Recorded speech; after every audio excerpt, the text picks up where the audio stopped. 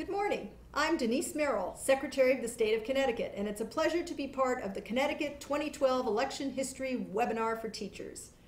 Today, I'll be sharing with you a brief overview of the role of Connecticut women in our state and country's elections. I'm sure many of you are aware that it was only a little over 90 years ago that women won the right to vote in national elections. However, in Connecticut, some localities prior to 1920 allowed women to vote on education issues. Some women even held elected office on their local boards of education.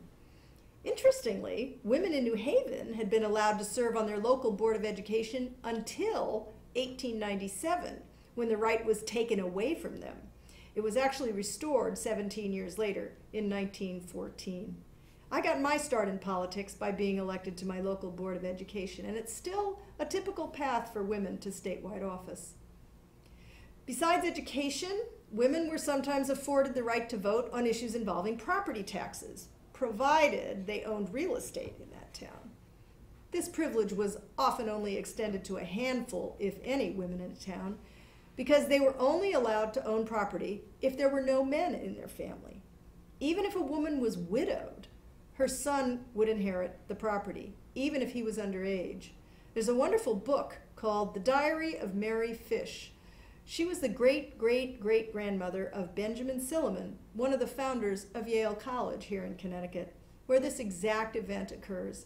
She owned a house on the New Haven Green, and when her husband died, her 6-year-old son inherited the house, not her.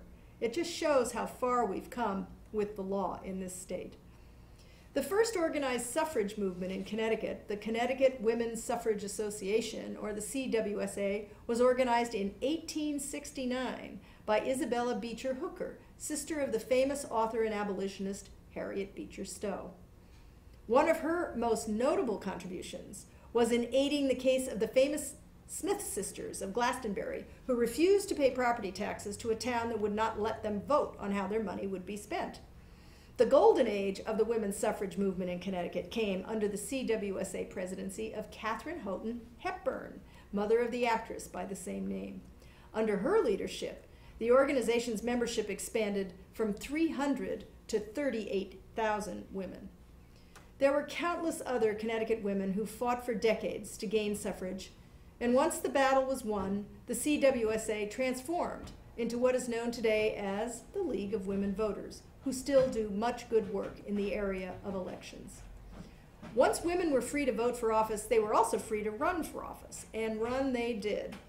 In 1920, the very first year that women were allowed to run, Connecticut elected 5 women to the General Assembly. And since then, hundreds have served there. I'm proud to be one of them. Today, approximately 30% of Connecticut's General Assembly are women, still not the approximately 50% they represent of the population, but certainly far different from even our parents' generation. Other women have made important breakthroughs in the history of women in politics in our state. Ella Grasso preceded me in our state's House of Representatives, becoming the first woman elected floor leader. She paved the way for me to be majority leader years later. Ella and I also share the honor of having been elected Secretary of the State of Connecticut. And then in 1975, Ella Grasso became the first woman to become the governor of the state of Connecticut. Unlike women before her who succeeded their husbands, Grasso became the first woman in American history to become governor in her own right. Or, as the Hartford Courant put it, she was, quote, the first lady governor who was not a governor's first lady. Margaret Morton was another significant woman to influence Connecticut's elections history.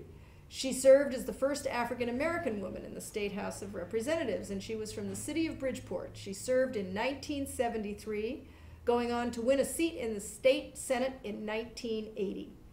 Senator Morton was a pioneer, in essence, due to her influential public service and passionate representation for the minorities of Connecticut.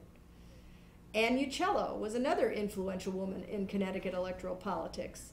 She was the first elected mayor of Hartford and the first female mayor of a capital city in the United States.